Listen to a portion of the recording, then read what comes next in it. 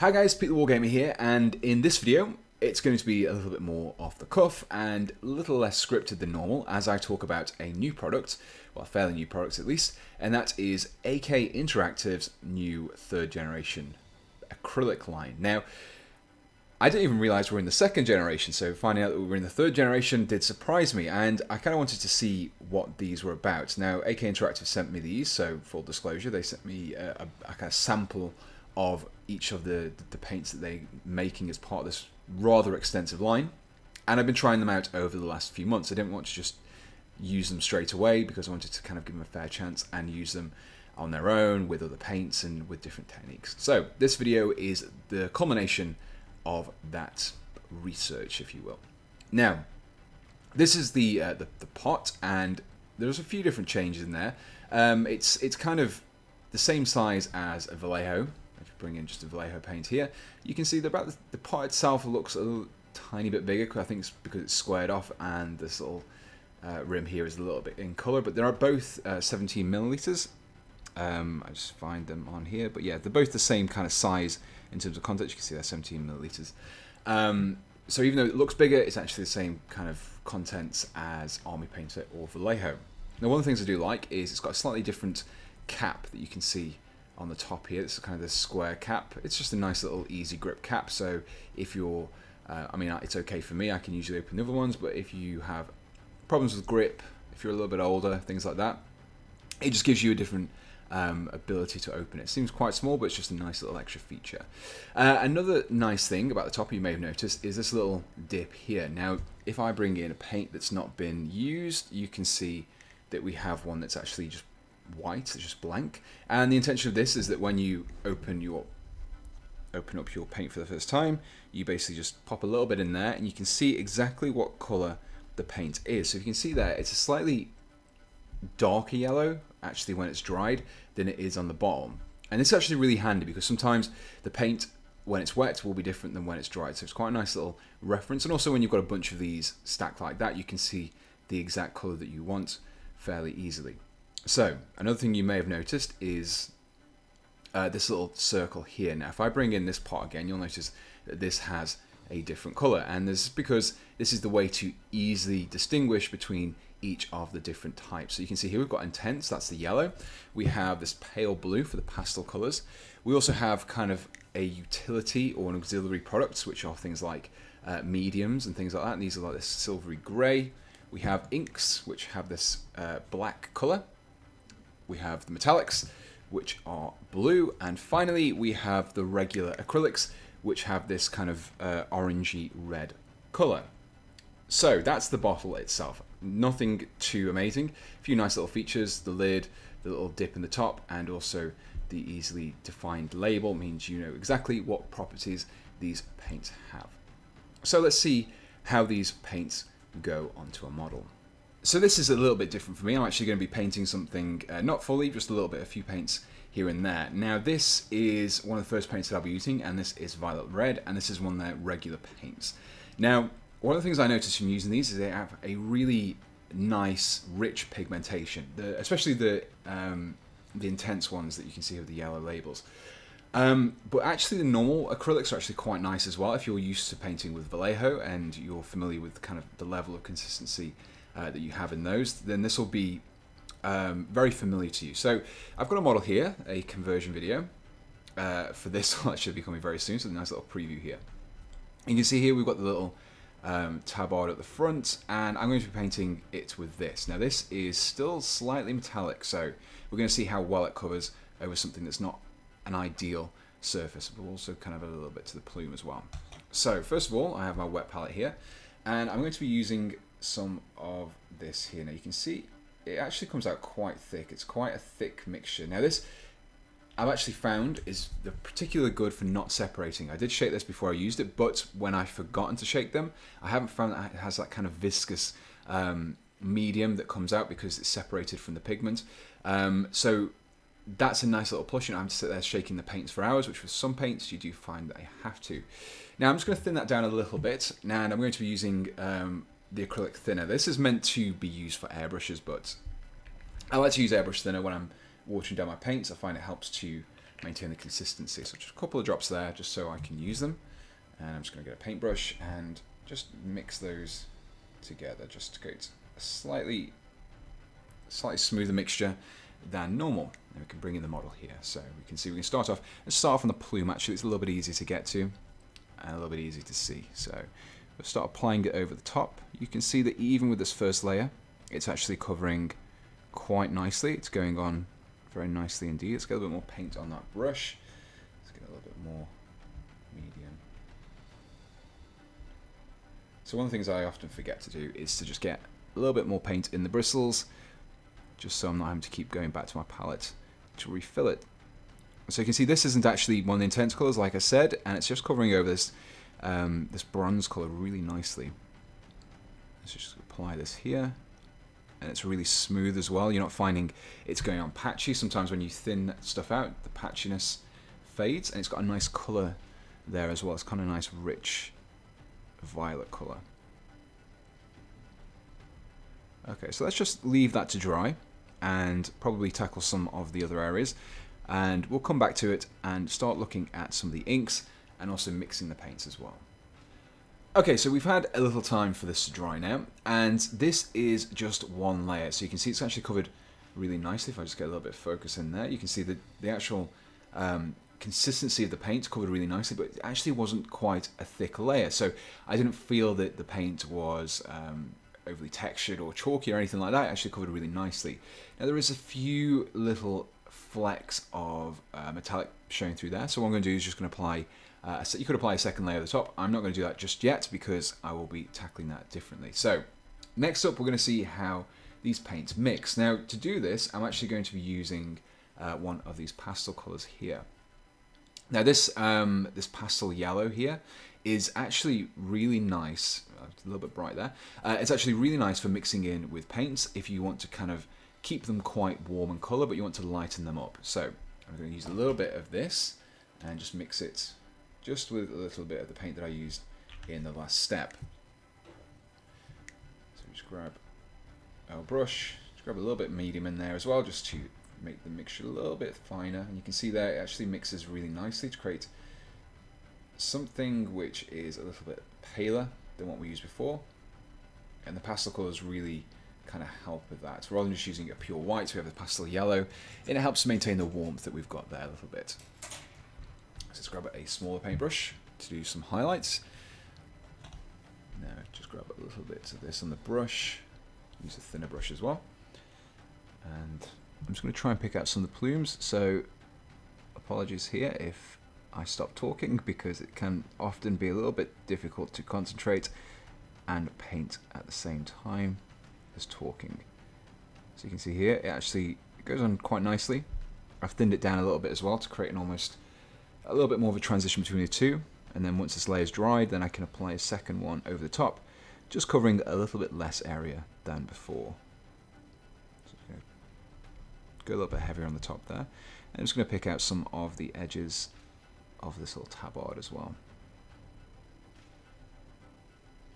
So you can see how kind of rich the color is straight away, just against this, just like a little bit one-to-one mixture of the base paint with some of the pastel yellow, and that's created the perfect kind of highlight color that we're looking to create here, and it really helped to bring out those details by defining those edges. And the great thing about those kind of pastel colors and mixing the paint is you actually reduce the number of paints you need overall. You just get your base paints, you just mix in a few different colors, and you've already got your highlights. You don't need to use a set of different paints. And you can also vary the intensities depending on how strongly you want those highlights to appear. You can just apply a little bit more of the pastel yellow with your base color, and that'll create like a lighter highlight mixture. So you can see there, it's actually coming out really nicely already. It's very quick to apply, and you can see the top there, we've just got this little bit of transition between the two. So let's mix in just a little bit more pastel yellow here. I'm gonna get an even lighter color going. There we go. So you've got this almost like a skin tone at the moment. So we just need a little bit of that medium that we used earlier. I'm just going to rinse that brush out because I'm using the wrong brush to mix. There we go. Okay, so we've got a kind of an extreme highlight here.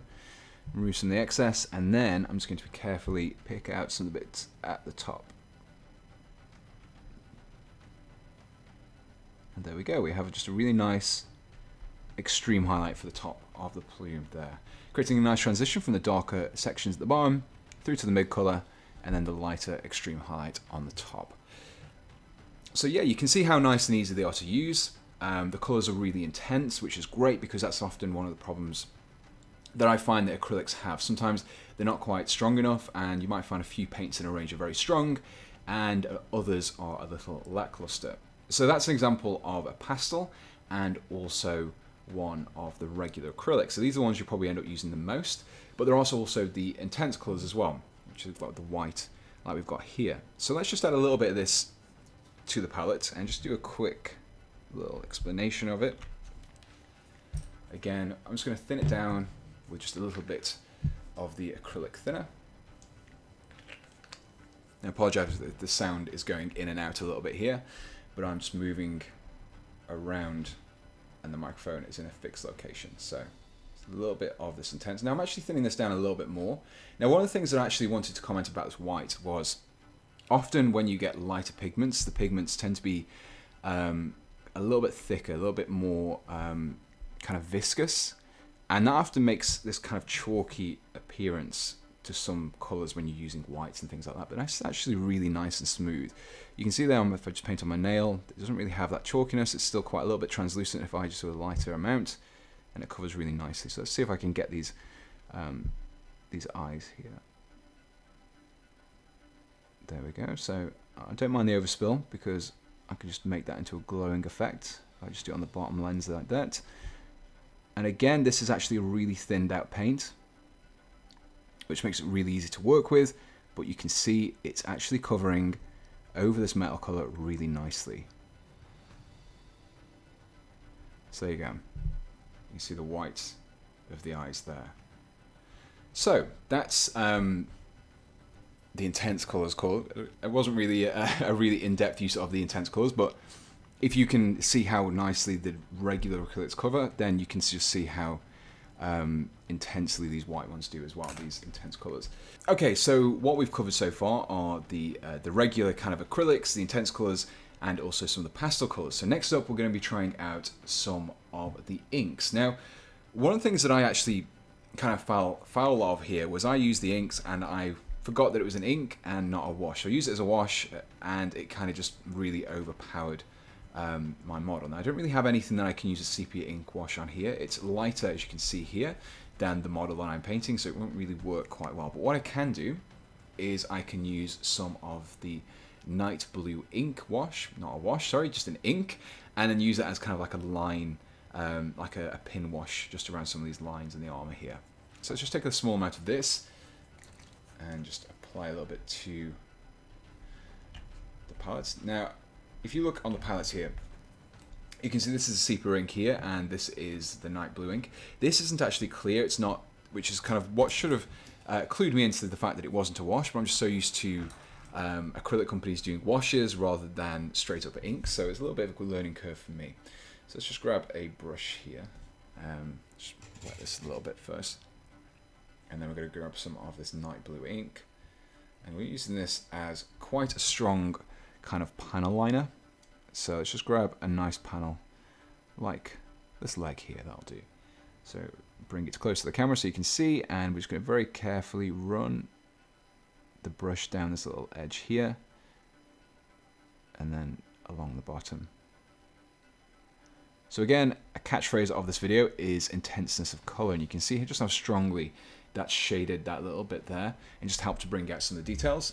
And if we combine that with a highlight, then it's really going to help to bring out some of these details on the armor and add depth to what we're painting. Just going to add a little bit of blue here. So blue actually works quite nice against this this particular armor color because it's got like a yellowy orange color. So if you look on a color wheel, then you can see that blues and oranges and yellows sits across from each other, which means they're complementary colors or contrasting colors, which allows you, which means that they work well together. They stand out against each other nicely. So if you're trying to create shading like this, it's actually really good because you're not just relying on pure blacks, and in a way it kind of creates a little bit of a stronger contrast between them. So you can see there it's added a nice little, almost like a verdigris effect to the armor as well. So that's the inks. Next up we have some of the metallic colours. Now this natural steel has actually been featured in my videos already. A lot of the conversions that I've been painting up recently have been using this natural steel, as with some of the other paints as well. And this is genuinely one of my favourite metallic paints to use. I've been using it for everything just because of how nice it is to use. So let's just get a little bit onto the palette, a little bit more than I've got on here already, and I'm going to be using this brush again just because I know I don't use this brush for normal use, and you shouldn't use your regular paint brushes for metallics because metallics just eat away at them. So I'm not using this thinned, I'm going to be using this as an edge highlight, so I want it to be a little bit more viscous than it would be for the layer. You can just actually see how shiny that is in my nail. Just get, there you go, you can see the reflection. And that's just a small little line. The pigmentation in it's really fine. And you can see sometimes when you use metallics, it has kind of speckled effect, but this one's actually really nice and smooth, and just creates like a reflective edge. And again, as is my catchphrase for this video, the color is very strong and very intense. So you can see just on the edge highlight there, just helps to bring out the effect. So let's go down to that little area that we worked on already and just give it some edge highlights as well, just to see how it comes out. Grab these top edges with a little bit of the steel and just go down here just a little bit. We'll get the knee pad as well. So you can see it's actually really nicely covering over these areas. It's coming off the brush really smooth.